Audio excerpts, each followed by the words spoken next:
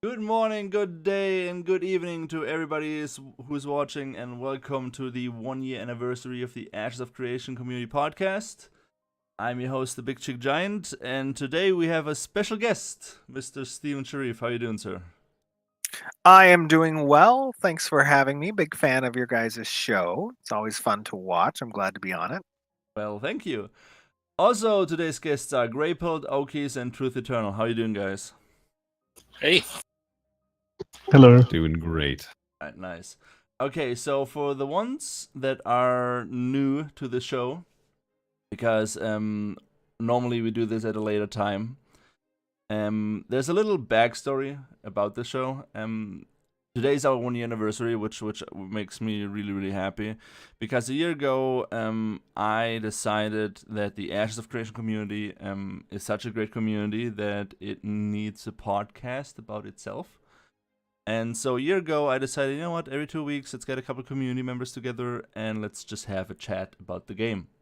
And so far it has been really well received, and yeah, I really enjoy doing this, and I'm really happy that so many people are watching, that people kept on watching.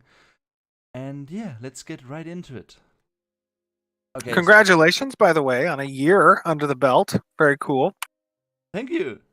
I'm really happy, because I wasn't sure if the community would receive this sort of thing well, but yeah, it's been going great, and I'm really looking forward to keep doing this till I die, I guess. Okay. Which is hopefully a very long ways away. Oh yeah, let's hope so, because yeah, I got stuff to do. Okay, so normally we theory craft on the show based on the information we get from Trevitt. And today we're gonna do it a little bit differently, because today we got the main source with us, the main source of everything Ashes of Creation. So for a good amount of the podcast, we're gonna ask Mr. Sharif a couple questions, and hopefully we're gonna get some couple cool answers. But first up, I would like to talk about a couple other things with everybody who is with us today. And we're gonna start off with you, Steven.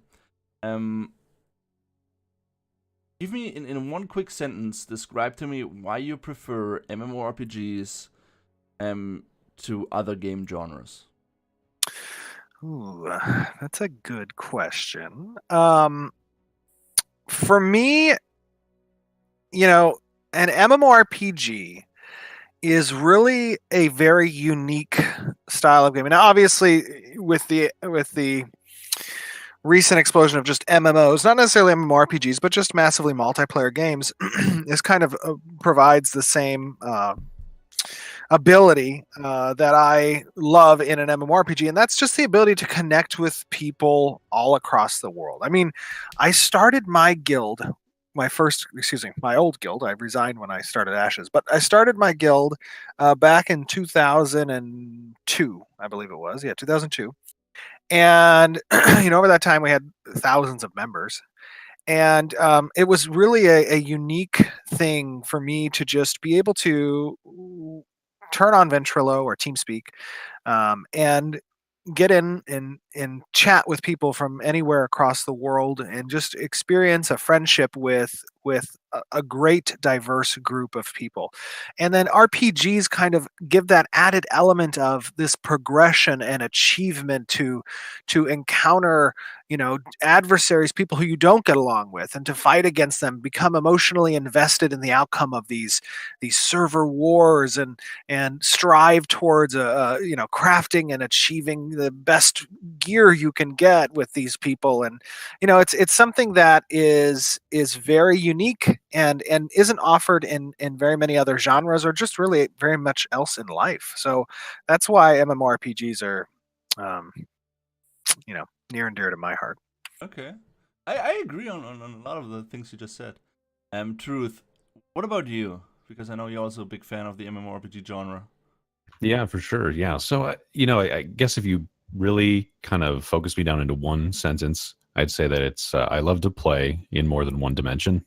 So having games like FPSs and MOBAs, where you do kind of similar things over and over, can be tons of fun, right? Especially when you're playing with friends. Yes. But there's really no other, no other genre that gives you story arcs, that gives you combat excellence, gives you kind of long-term goals with crafting, gives you meaningful achievements, gives you kind of social structures and player-added content. You know, all these things kind of wrapped into one. It just seems like kind of, in general, the most complete genre.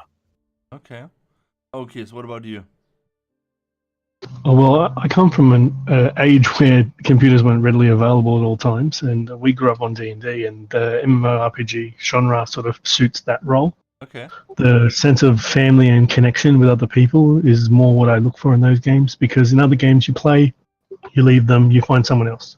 It's that sense of meeting someone, becoming their friend. I know someone who met online and they got married just from playing in the game together. Okay. I have people that have been my friends for a long time. We have a 10-year standing in World of Warcraft together. Okay. So it's just that sense of, that's what draws me to those games and why I prefer them. So that sense of community. Yeah. Okay. Grapel, what about you? Long-term social connections are the real reason I'm in love with the MMO genre. Okay. Okay, let's jump right into the next topic. We're gonna do this, really quick, so we can get to the good stuff. Ashes of Creation has been received really, really well by a lot of MMORPG communities, a lot of hardcore MMORPG fans. So I want to know, again, in one sentence or shorter, why do you guys think that Ashes of Creation was so well received by its community and by the overall MMORPG genre in general? Because I think, and at least this is my opinion, I think the whole concept of the node system and the changing world is something that a lot of people are really interested in, because it has not been done before. Truth, what do you think? What do you think was the success and why it was so well received? And I think that, a lot of people are going to look at the actual features of the game and kind of point to those, and absolutely those are draws. But I think it's so well received because the team at Intrepid has this development process that is kind of unique in the space, right? And being so transparent and actually taking feedback and being kind of agile in the way that it decides to address where the game goes and really listens to its community. That's number one in my mind. And Steven's here, so thanks, Steven, by the way. Hey, thanks, buddy. Okay. Grapel, what about you? For me, why Ashes really stands out is that it's anti-pay to win, which is my first thing in looking at an MMO. I feel like it does do some things to revitalize the genre. The developer's really involved with the community, and it's a play experience focused development versus being focused on some of the other things that it could be focused on. Okay, so Steven, I'm gonna ask you the same question, but not as the CEO of Intrepid or the head of the studio, but rather as a gamer. What do you think the people in the community are so excited for Ashes? I think that the reason why Ashes as a project resonated so well with people is that for a long time, a lot of us have been seeking a company/game that knew what was an interest of the population they were making a game for. And it just seemed like many of the decisions being made were geared more towards the bottom line, being able to turn a profit, and not taking risks and innovating. I think the reason why Ashes resonated with people was because we were willing to take risks with the design of the game by instituting a relatively innovative concept in the nodes, one that hadn't been brought to market yet. It may have been talked about some features by other projects, but really hadn't been focused on so heavily in the development of the world. And then additionally, our stance on how marketplaces should be without interference in the in-game economy, without any pay-to-win elements. And then the passion and experience of the team. I think all of those combined really showed the way forward for certain diehard fans of this genre, that there are many things that we have players have been asking for a long time that really were not employed in projects that we have experienced recently. Okay. Okay, so what do you think? Well, I think that with the community and how we were well receiving it, it comes down to the passion from the team, just how well open it is for everyone, how it's a direct line. There's no deviation from what Stephen said we were going to be doing. Okay. A lot of the people I know in the community said that they like the passion and they like when they ask who else is involved with the company, and when we say no one, they're doing it themselves. They love that. And just watching that first video Stephen made just makes them want to come to the community. Yeah, I see what you're saying, and I agree on that part. Speaking about coming to the community, this is a community project. Me personally, everything I do is to get more and more people interested in the game. What do you guys think? And Okies, we're gonna start off with you on this one. What do you think is the best way of introducing new people to Ashes of Creation? Oh, I actually had a friend go to PAX, and I introduced him to the game, and he actually, when he played the game there, thought it was a lot further along than what we explained to him, which he thought was amazing. But when I introduce someone who can't play the game at the time, I get them to watch videos and a couple of podcasts like our one here, and the community that gets around that, they have like more questions, and we direct them to the Discord to talk more and give more feedback. Okay. Grey Pelt, what about you? What do you think? What would be a good way to introduce somebody who has never heard anything about Ashes to the game? I'll show people some of the like nodes 1 and 2 videos. I'll show them some Ashes summary videos. I'll direct them to the wikis. A lot of what I do is like one-on-one conversations with people. Okay. Truth, what do you think? Yeah, I'm kind of in Grey Pelt's arena here, I guess. I mean, I think introducing them slowly is usually pretty good, right?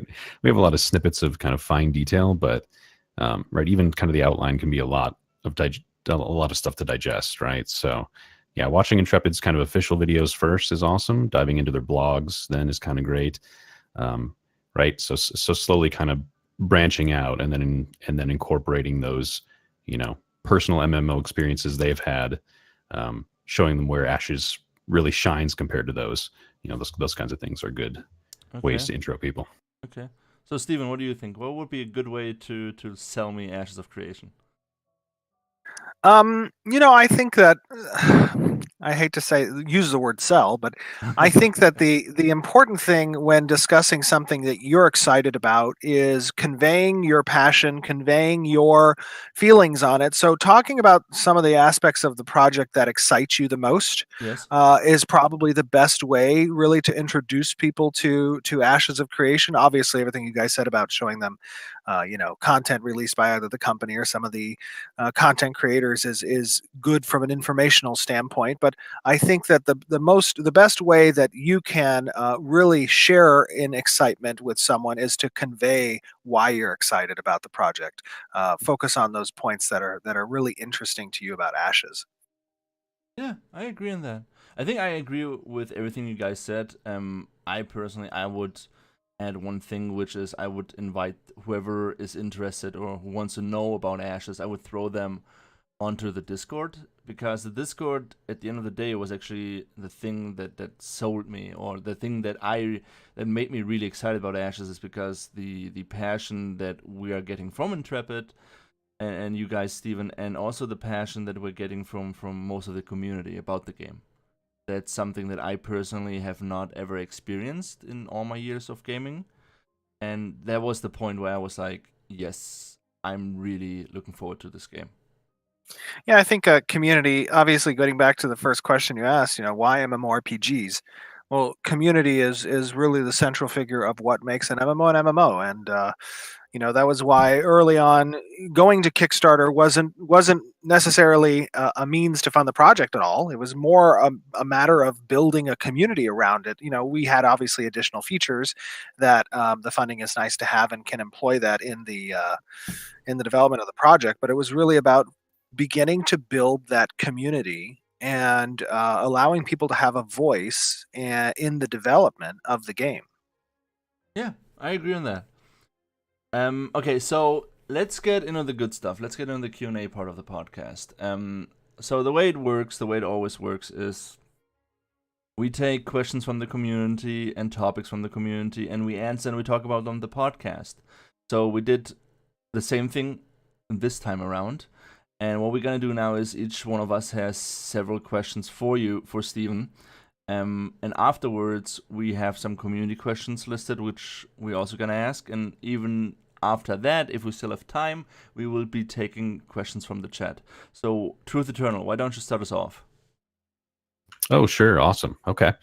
So, Steven, this is so great. It's such a treat. So, meaningful conflict is something you like to say a lot, right? It's a cornerstone in Ashes. So, in what ways and with what other institutions will social organizations most commonly conflict? Well, social organizations are going to have quest lines that players participate in, which some will include sabotage, espionage, intrigue. While it's not necessarily player versus player in the combat sense, it is player versus player in pitting communities in those organizations kind of against each other in a competitive atmosphere where only some things can be accomplished by certain communities, and not everybody can succeed at a particular task. So I think that's a unique way to involve meaningful conflict that doesn't necessarily have to relate to PvP, because obviously we have a lot of PvP systems in the game, and there are many ways for players to participate in player versus player combat, but we also want to make sure that from a progression standpoint, from a system standpoint, there are going to be abilities of individuals to follow these quest lines, these tasks that will pit organizations against each other, specifically from an organizational standpoint. Gotcha. Perfect. Okay. So I just have one or two more here for you. So in your last live stream, we got a glimpse of kind of an unconventional weapon. I think it was called the potion launcher. Should we expect kind of one or two more surprises from Ashes in terms of weaponry? Yeah, we want to obviously fantasy as a genre has been done many, many, many times, and there are many things that we all love about the fantasy genre, and we want to make sure that those staples are catered to. But at the same time, we are thinking a little bit outside of the box, and some of those thoughts may rear their heads in the coming months for development that you might see. So yeah, there could be some more surprises. Ever the teaser, always. All right, awesome. And I have one more here. So, what are kind of one or two pieces of functionality around the alliance system that you think makes it kind of unique in the MMO space?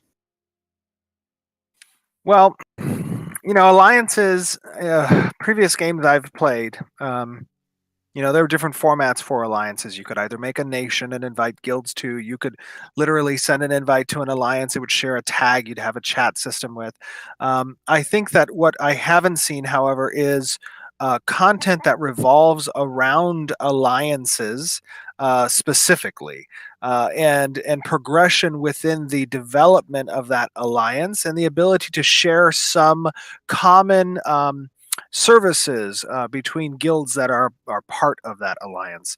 I think that additionally allowing alliances to toggle certain relationships with nodes as an interaction is beneficial. That's going to provide an interesting dynamic for players who are either members of the particular node that has the relationship established or members of the alliance. So I think that obviously building systems is about creating the channels by which these players can form bonds, and the more layers you have around those channels of bonding between the different guilds or players, the more sustainable that relationship. So that's really our focus in creating content that revolves around these different types of systems, including the alliance system. Sorry. Great, thanks so much. That was really interesting. I really like the alliance part. Okay, let's go. Let's keep going. Grey Pill, why don't you go next? Recently, we got a notice that the number of developers working on Ashes has gone up. Is there anything that you can tell us about some of the new developers working on the project? Yes and no. The answer to the yes part is that growth obviously is a very difficult thing to do in any industry, right? Especially when you're wanting to maintain both the culture that's been established at a place, a studio like Intrepid, as well as making sure that the talent behind the individuals being brought on the project are up to par with what you need, what you require. Obviously, the initial individuals who I brought onto the project are very established veterans. You know, we have 3 engineers who are here in the office that have been working on MMORPGs for the past 20 years. We have an additional group of designers who have been creative directors on franchises like EverQuest. We have Star Wars Galaxies designers. I mean, the important thing about the number of people working on the project now is that it is scaling up. Eventually, we will be at that around 200 mark. And you may see in the coming weeks probably about a half a dozen additional team members who are being brought on board in-house. Wait, does Intrepid have any plans to have AI perform tasks for the game other than just controlling NPC behavior? There are some additional AI parameters that are set that don't relate necessarily to controlling NPCs. There are AIs with regards to the development of the borders for nodes and the direction and also the decisions that are made of which lower nodes to enslave as vassal states. There's AI that relates to a little bit of the stock market that's going to be present in the economy. There's some AI systems that are going to be announced also that are pretty innovative, I think, with regards to the MMORPG genre. And that's going to make the triggered event system very interesting, I think. And that's, you know, with regards to how nodes kind of develop and the environment reacts to that development by, you know, spawning these triggered events of, you know, a horde of zombies attacking a city or a legendary raid boss coming out of the mountain. I think there's a lot of opportunity for some of the innovations that's been in the AI sector of game development to come out in ashes. Okay, that was really interesting. Ripple, you got anything to add? Oh no, I think that was very interesting. Okay, so Okies, why don't you go next? Okay. There was one thing that you quoted about a while ago that I've been waiting to get the full scope of, but I don't know if you can yet because it's still in development. But I was interested in the core identities and if we could possibly get some more examples of them from the other classes so we know like the rough way the archetypes will work.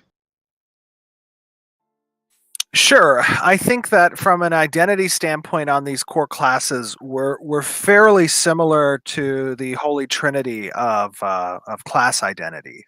I think that the way our primary archetypes and secondary archetypes, the combination of that, creating these 64 different classes, it is a goal to kind of blur the line between those identities, those standard that standard trinity that's present. I think additionally, the way that we're developing classes is to be that rock, paper, scissors type of interaction, especially balance them around group v group kind of dynamics or group dynamics. And that allows, by utilizing the augment system, allows for players to kind of take skills outside of just the realm of their identity and into a different area. Okay. There was another question I had, was with the professions and being skill based. Could we possibly see a difference between crafting, which is just a set and forget, to craft multiple things, and maybe a skill system to improve them?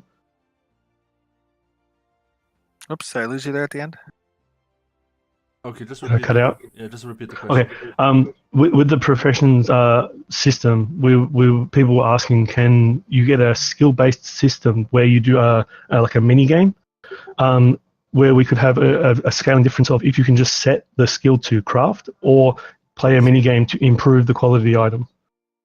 I see. So we did early on in our designs, we did discuss that type of a feature where the skill of the crafter would grant a greater window of skill-based type crafting. So the higher master level you have of crafting a certain item, the greater your potential to impact the quality of that item might be for the better. The concern, obviously, that we have when going into developing this type of system is that we don't want what is a fun, for lack of a better term, mini game to be something that becomes repetitive and kind of makes it monotonous, right? Like not fun, and then just becomes cumbersome. So if when we start to flesh out the crafting system, and we take a look at that interaction of melding crafting, the actual activity of making something, there is room in the design sheet for different iterations of that particular action, and we may see something come about that can be skill oriented, but that's something that's going to require a lot of testing and different iterations from a design standpoint. Yeah. Well, for sure. I think they were talking more about things like fishing when they were asking that Oh, question. fishing. Got it. I'm sorry. I thought you were talking about crafting. No, okay. Fishing. Yeah, so fishing, we have some fun designs that we want to play with, and we'll likely include the community during alphas to play with those designs. And it's possible that we may even take into consideration a popularity among the community of which designs they like best. Fishing's very a fun pastime that's become relevant in MMOs over the past several years, and I think that we have some interesting ideas to implement with that that players will get to try out in alpha. Okay, and last question from me was with what was quoted as possible for the visual abilities for like from key sources like a race, a religion, or an augment. Were there any possible examples of how they would like be in the game versus a real world martial art or something? Like, could you tell us anywhere, like say a race acts like this in the real world when it comes to combat? That's a good question. I'm not sure that we would necessarily have a reference like that. I mean, obviously they're going to have their own identities, but I don't think that the reference can really be exactly related to something in the real world. I mean, we have cultural identities, and those cultural identities definitely take some inspiration from real world cultures. But from a combat perspective, it's not like I can say, the orcs are practicing, taekwondo, and the humans are doing, Krav Maga or something. I don't. Yeah. Okay, it was I think with the race, if the race has something tied to a real world thing, I think that's more why I was asking that. Yeah, so I mean, the different races have inspirations from real-world cultures, right? Like, we have the Empyreans. They have a Greco-Roman type inspiration when establishing their cultural thematic. The Pyre have a more Navajo or Native American. The Kalar a more European. The Veilun a more Middle Eastern. The Vec a more Mesoamerican. I mean, there are obviously cultural influences that we use from a thematic standpoint for these races to draw inspiration from. But in the end, when these races are fleshed out, you may not be able to necessarily derive that information from what you see in the game. Yeah. Okay. Okay, so you got anything to add? That was it for now. That was it for you? All right, okay. So, we're gonna take one or two quick questions from chat before I get into my questions. Let's see what we got. Stolar Warby asks, how easy will the learning curve be for people who have never played this game before, and what is the target age range of the player base? I'm sorry, you cut out for me there. Cut out for you? All right, okay, let me so sorry. No problem. So, Stoli Wabi from the chat asks, how easy will be the learning curve for people who have never played this game before? And what is the target age range for the player base? That's a good question. With regards to the learning curve, I think that from a control schema, it's going to be a pretty standard MMORPG control system. So if players have been familiar in the past with MMORPGs or have played them in the past, they should be fairly easy to pick that up. There's obviously a lot of intricate systems and design work that's present in the world. And the learning curve should be fairly easy to understand, but very difficult to master with regards to those systems. And we want there to be time dedicated from individuals to really take control over these certain types of systems and stuff. The age group that we're targeting, I mean, that's a difficult question because you with the recent release of games like Fortnite and PUBG and the MOBAs, you're influxing a younger demographic into the video game genre. But then you also have the old guard of MMORPG players, from the original Neverwinter to the Ultimas to the Lineages to the the old vanilla WoW players. Like, those are older demographics. So I think our target demographic, obviously we have a very high graphic fidelity in the game. That's attractive to younger players, but at the same time we have a very role play game orientation, a kind of a play back to that pen and paper Dungeons and Dragons feel that perhaps younger generations may not know, but is very near and dear to the hearts of older gamers. So I think we have a broad appeal from a demographic standpoint. Okay, that was a good answer.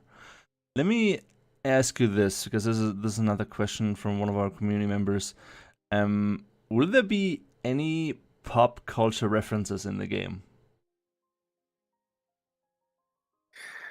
From an immersion standpoint, there really is not. I mean, I'm trying to think about this right now for a second. There is no current pop culture reference, and I don't believe we would ever have pop culture reference. Okay. I specifically want to keep the immersion of the game centered around the lore, story, and world that it exists in. Now, I know that can be, I mean, if you go back to the demographic discussion, the younger generation of gamers tend to be more meme oriented, and obviously memes revolve around pop culture references. But I don't think we're going to see that type of stuff in Ashes of Creation. Okay. So let me get into my questions. All right, which one? Okay. So let me ask you this, because you always had a strong standing against things like DPS meters and anything in that nature. My question now is, because there are a lot of people, including myself, who used to raid a lot in games like World of Warcraft and so on, and on a high level, competitive level, things like DPS meters, aggro meters, and skill rotation optimization are a must to stay competitive. So you talked about open world raids and open world boss fights. What sort of goal can people like myself, who used to be competitive raiders, what sort of goal can we look forward to when it comes to instanced raiding, complexity, and competitiveness in Ashes? Well, I think by the sheer nature of our PvP systems and how we emphasize a legendary item / economy in Ashes of Creation is going to all but demand certain performances from the more competitive player base, right? Okay. I think that where there is an opportunity to excel and succeed past the the performance of your competitors, that's when things become competitive. And I don't believe that these DPS meters are necessarily, God, I don't believe the DPS meters are a necessity for that. It may make things more difficult. It might require some more clerical work and investigative and effort on behalf of the competitors to ascertain the information they're looking to gather. But at the same time, it won't be as widespread and prevalent, this type of divisiveness that can come as a result of those types of tools. So the key, obviously, in a massively multiplayer online game is to form bonds of community cooperation and also divisiveness. And we don't want to import tools that are going to hinder that. And one more thing I would say with regards to the pop culture references. When I think of the term pop culture, Yes. I think of a current event type thing. When I was referencing real world references, there will be some real world references, particularly with regards to potentially real world holidays, as well as some historical events or cultures. For example, the PAX East kind of ship that was named Eleanor that we released a cosmetic of, being a reference to the Eleanor ship that the T was thrown off of, or that kind of colonial-esque look. There will be references, but it won't be as immersion. It won't be out of place immersion. It will be just homage. Okay. No, I gotcha. So to go back to your answer about the instanced rating, a quick something I want to add. Can we expect long, hard, and complex instanced raids? Yeah, I think so. I think that from a PvE standpoint, I mean, a lot of talk goes into the PvP systems, Yes. but PvE systems need to be dynamic. They need to be challenging. They need to be something that is not a cookie cutter type of experience where I can experience the exact same thing every time, and it becomes this boring kind of duty. We want there to be, with the changing of the nodes that may exist in the world, changes in the raids as well, and that can make them fresh, and it can make it something that is interesting each time, and it will be challenging. I mean, it has to be challenging. PvE encounters must be challenging. If something is not a challenge, if there is not a dynamic nature to those types of events, then it's not appealing to people. It is not satisfactory when you accomplish something. You need a challenge to be satisfied. That is by far the best answer I've gotten for the question since I joined the community. Thank you so much for that answer.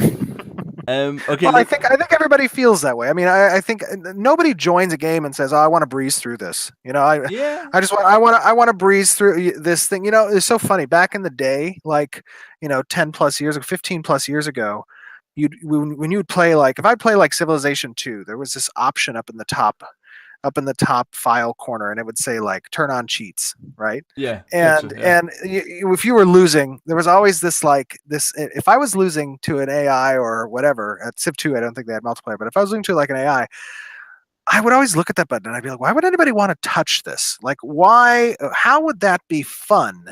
To do something along those lines, it takes the challenge out of it. So I think that reward, satisfaction, comes from the effort that was necessary to achieve it. Yeah. And if you don't have to put that effort forward, then the achievement means nothing and it's not fun. Yeah, the reason I asked this question is because, like I just said, I'm one of those guys who, for example, back in World of Warcraft, I'm one of those guys who raided 8 to 9 hours a day for the entire week just so we can get the server first kill. And I feel now, within the last couple of years in the MMORPG genre, the PvE aspect of the game has just become something that people rather not do because it's boring and repetitive, and it's not a challenge. Because a lot of people that I talked to lately, for example, they don't want raids to be hard. They just want raids to be free loot. And in that perspective, I completely disagree, because I want raids to be something that make me cry, something that are so hard and competitive that I really have to put effort into it. Yeah, I mean, for those of you guys who played like Lineage 2, I remember the first time I went and did Tharus, and Lineage 2 was a real grind fest. I mean, you had to grind out levels like crazy. It was horrible. But the great part was that, you know, going to that Tharus, I think everyone in the raid, like we spent 4 hours trying to kill that boss. And I think I might have lost like 10 levels, because when you died, you lost percentages and you could de-level. And it was horrible, but it was so much fun. Right? Like that's the thing that I remember. Maybe not in the moment, it might not have been something I was excited about, losing those levels, but later on it sticks out as a memory of something that was grueling. And when we did kill it, it was so satisfactory. It was a fun event. It's the best feeling, right? Yeah. Okay, so let me ask you one more quick question. After we got the class list and the name list for every of the classes and subclasses, I noticed, for example, that the mage has a subclass which is the Warlock. And in fantasy lore-wise, mages and warlocks are always a little bit different. So I just wanted to know, what are going to be the major differences between, let's say, a mage and a mage summoner, which is a warlock, like stat-wise and everything that goes into it? Because in most MMORPGs, for example, a warlock is mostly playing with demons and curses, while a mage is doing arcane and elemental magic. So what can we expect in that regard?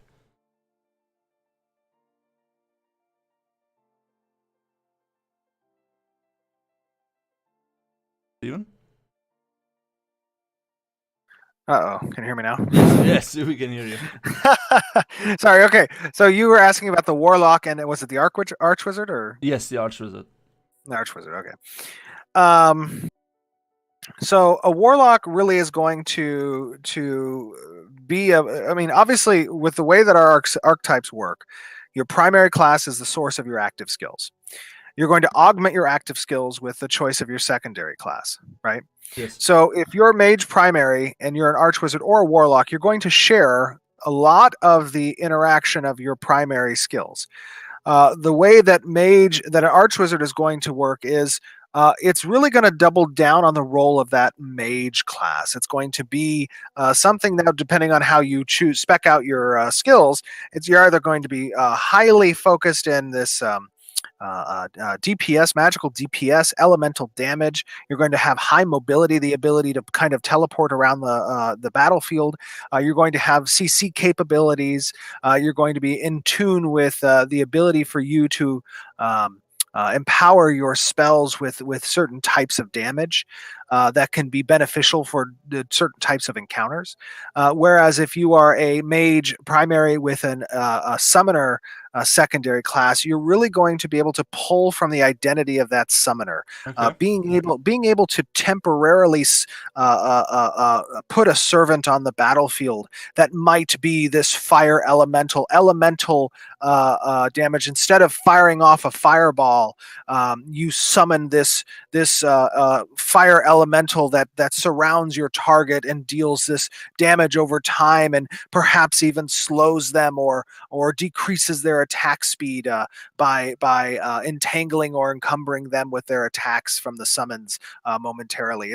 It's the idea behind the secondary class was really being able to skirt the line with your traditional role as your primary archetype with the roles that identify your other archetypes. Okay, I like that, because you know, Warlock is always my main class, so I do like that answer. That's all the questions that we have. We're gonna go into some community questions now and other questions that we gathered from the community. Truth, why don't you start us off? Sure. Yeah. So here's one of the community questions here. It says, will buildings on Freeholds have a leveling system that allows for unlocking of recipes or upgrades that provide bonuses for artisan activities?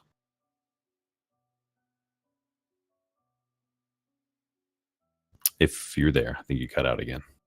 Oh, darn it. I was just saying, I think I have a bad connection. You cut out for me as well. I'm sorry. Could you repeat that one more time? Sure. Yep. Will buildings on Freeholds have a leveling system that allows for unlocking yes. of recipes or upgrades that provide Yes. bonuses for artisan activities? Yes. Absolutely. Buildings. So imagine a freehold to be this type of interaction with the construction of this infrastructure that will be leveled up. We want there to be progression in many systems, and part of the freehold progression is that when you establish these base buildings, the longer and more productive you are and exist with that freehold, the more opportunity those buildings will have to both level up, offering new bonuses, new abilities, new capabilities, and just surviving in this world is a feat in and of itself. So it's rewarded by allowing progression with those things. Awesome. Okay. So, Steven, let me ask you this. During one of the live streams, you mentioned that a group of summoners is going to be able to summon a big summon, like a golem. And so I'm wondering, what can, for example, 8 mages in one group do? Nice. Yes. So really, when we were talking about those summoners, that stemmed from a desire to have primary archetypes that band together to be able to do something monumental on a siege field. And the reason why, obviously, summoners would be able to construct this, Voltron of summons to participate in some fashion in that siege battle. The same is true for every archetype. A full group, or just they don't necessarily have to be in a group; they could be in a raid. But a group of 7 other, and including yourself, 8 total primary archetypes will have certain combined effects. Okay. Combined effects, yeah, basically where these archetypes can do something together. Say, for instance, you may have 8 of the tank archetypes. If 8 tank archetypes each use one of their summon wall abilities, it might construct a larger wall that can divide 2 raids in a moment, and would require damage and block skills and abilities for a momentary lapse of battle between those two raids. These are the types of systems that we want to put in place, where groups of a single primary archetype can come together to summon these types of effects that play off of what the identity of that archetype is. It's cool. It's awesome. Okay. Grey Pelt, why don't you take the next question? Will there be lore based around the respawn points throughout Vera? Whoops! Now that was definitely very scratchy for me. Yeah. Will there be lore based around the respawn points throughout Vera? Will there be lore based around respawn points? Yes. Yes, there is lore about the respawn mechanic. There is absolutely lore about. It's not just a matter of, hey, characters need to respawn, give them respawn. We obviously have a storyline that relates to how and why characters do respawn, and the location in which they respawn, and that will be revealed as players explore the game. Okay. Okies, you're up. Okies? Okay. Will there be rewards for the arena-based PvP? Will it be something that's influential to make people play in the arena versus outside as well? Will there be rewards based on arena PvP? So there will be rewards based on PvP accomplishments. There will be titles that can be received from arena play specifically. There will be ladders that are present for arenas. There is an arena tied to a specific type of player government. The militaristic node has a gladiatorial arena for mayorship. Will there be specific rewards and or like arena points that you get to buy gear with or something? Not at the moment in the design. That is something we definitely talked about. It is something that's prevalent in many other games. We will see if the systems and rewards we have in place already for PvP and arenas is sufficient during testing. And if not, we have some backup ideas that we can employ to make that more rewarding. But I mean, obviously, if people are spending their time doing something in game, we want that time to be both fun and rewarding. So it is definitely a focus of ours. Okay, I do know that it come up as a theory crafting discussion of people in other games who just sit at that queue thing to keep doing that rather than being in the real world. Mm-hmm. Yeah, that's another huge thing about arenas. Obviously, the downside of an arena from an MMO perspective is that it draws players out of the real world.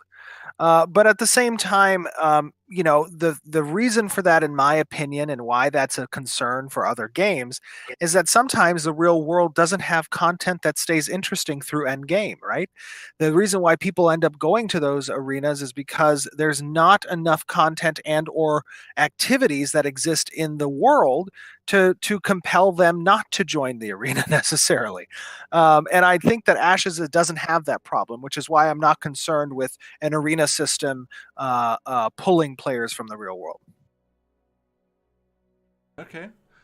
So Stephen, let me ask you something. About the combo system. I know. I kind of like the combo bar personally. Can you share anything about the new system you guys are working on? Well, we have several systems. I mean, the combo system, from a design standpoint, is really to replace the auto attack feature that was present in games in MMOs. We don't want mindless combat, Yes. and we also want to provide, again, for another progression path that's not necessarily skill tree related, but instead works around your weapons and being able to use a vehicle like the combo system to employ that progression, right? My mistake, I think, in early on at PAX West was not understanding the two.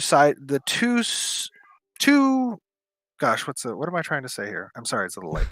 not recognizing the double-edged nature of transparency. The thing about showing something that's undone is expecting that everyone is going to understand the direction of it and will see it for its work in progress state. The combo system really should not have been shown until it was represented by a state of work in progress that can be recognized for its goals. And that UI was just so rudimentary, from a testing standpoint, that it didn't communicate our goals with it.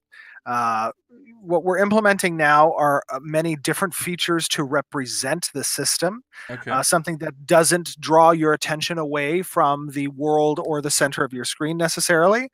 Something that can work on more of a visual cue and or auditory cue. It's important to note what the objective of the combo system was. The objective was a vehicle to take weapon progression, to implement skills that can be demonstrated, to fuel a secondary energy type that's focus, that players can spec into focus-oriented skills, and to provide a non-mindless skill-based interaction with combat from a weapon standpoint. So with that being the focus, we're going to implement ways to make that better received, I think, by players. And if it is something that we are unable to achieve, we're not going to ram it down our players' throats. We're going to take it back to the drawing board. Okay. So Can we expect the new combat combo system to be in Alpha 1 for testing? So it depends on the phase of Alpha 1, right? Alpha Yeah. 1 is now divided into 2 phases. There's phase 1 and phase 2. Phase 1 focusing on the arena combat that's going to have castle sieges and city Yes. sieges. And that's going to also give us an opportunity to really explore more action-oriented combat as well. Because Ashes of Creation is a hybrid combat system where players can spec into more action-oriented skills or tab targetable skills. Tab targeting is a tried, tested, and true method of combat in MMOs for the past 20 plus years. Action-oriented has been prevalent over the past several years from a development standpoint with certain types of games, but it's finding a comfortable blend between those two in the same combat system is going to be a task for us. So phase 1 will allow us the opportunity to really double down on some action-oriented skills, and part of that might include some of the new combo systems that we're working on. Okay, I'm really looking forward. I'm really looking forward to Alpha 1. Okay, so we are always trying to do the podcast within 1 hour. Maybe sometimes we go a little longer. So what I say we do now is that Grey Pill, Okies, and Truth Eternal, one of you gets one more question, and because we know it's late for Steven, and I think we're gonna call it a day. So who wants to go first? I will, if you like. Go for it. I'll ask this one because this is one that keeps getting asked repeatedly, because I know that we're in the Alpha Zero testing at the moment and we're getting further on, keep iterating to people that we're only really early. But people have been asking, when can testers be able to try out the crafting, gathering, and processing professions? So in phase 2 of Alpha 1 is when many of those systems will be tested. So phase 2 of Alpha 1 is where a lot of the crafting and artisanship tree will have a first iteration, and players will be able to test phase 2 of Alpha 1. Nice. Okay, Grey Pelt, you up. Will gatherables have use in crafting high-level items if they're low-level gatherables? It depends. Certain low-level gatherables will have a tiered progression into higher level crafting. So, for example, if I'm gathering, leaves of the blue petal flower to craft a pigment that's going to be used in the development of a tunic that I can wear at level 1, then I may need to collect those in order to craft the pigments to craft a greater pigment that might be present in the crafting of a higher level item. So it's going to be kind of a tiered progression so that materials have relevancy throughout the different levels of crafting. And that's important from an economic stability standpoint. You need to have layered demand from a supply standpoint so that players who are interested in collecting and gathering those materials still are relevant when the later level items are crafted. Okay. So, Truth, last question. Go for it. Sure. All right. A lot of Tolnar love in chat, so I'm sad I can't ask about them. But my last question is, will there be a limit on combinations of pet and mount breeding options available, or will, like, a butterfly plus a tiger actually be a butterflyger? Nice. I'm sorry, repeat the first part of that question. I got butterflyger, and then I kind of contemplating how that could be incorporated into the game. I'm sorry, go ahead. Right. Will there be a limit on the combinations of pet and mount breeding options, right? There'll be a certain number, right? That'll be a kind of a hard cap of options available, but will there be some animals that won't be compatible with others to make a breeding combination? Yeah, I think the important part of breeding is really that there is a compendium of acceptable parameters for breeding. And that compendium isn't going to be known until players discover it. And that discovery may be different for different players. So yes, there is a cap. Yes, there are acceptable parameters for breeding, and that discovery is going to be necessary from the players, both from a trial and error standpoint to a exploration and discovery of certain breeding habits on the winds and different quests that you might discover, which grants you access to a slot in your compendium for animal husbandry that grants you access to a specific type of mount. So there is. There's definitely going to be odd combinations, whether it's a butterfliger or a giraffalope. I don't know, but I like that name. There will be definitely caps that are present, confines. Awesome. That's interesting, because now I'm going to want to see what I can mix with, say, a scorpion. There you go. Okay, I have one more community question, and that's gonna be it for today. When can we expect to see additional 3D models of the other races? For example, the Tulnars, the Orcs, or the Dwarves? At the studios, I'm very. How do I say this? When there is a milestone that needs to be met, and we have our roadmap set out, everyone in the studio is laser focused on reaching that milestone. And some features are present in different milestones. So some studios will approach a development cycle around kind of doing many of the different things that are going to be needed at the end stage of the development. And other studios are really focused on segmenting their sprints of development towards deliverables that are necessary at each milestone. That's really more my focus, and things like what you've just asked for aren't necessarily necessary for phase 1 of Alpha 1, which means that they won't be worked on until that milestone is the next milestone coming up. Okay, no, that's fair. Okay, everybody. Stephen, Greypelt, Okis, and Truth Eternal, and thanks for joining me for the 1-year anniversary of the podcast. I had a lot of fun. Yeah, absolutely. It was a lot of fun. I enjoyed chatting with you guys. Thank you for having me, and congratulations on your 1-year anniversary. Thanks you so much. Yes, okay. I had a plug I was asked to do. All from the Ashes community, including the devs, are welcome to Chili's Tavern, a new Discord channel that we opened up. Nice. Okay, Stephen, I want to thank you on a personal level, and I think a lot of the community members will agree with me. What you guys are doing is great. It's really needed at the moment for the MMORPG genre. I love you guys. I love everything you do, and I cannot wait to see the final product. Thank you very much. That means a lot to me and the team.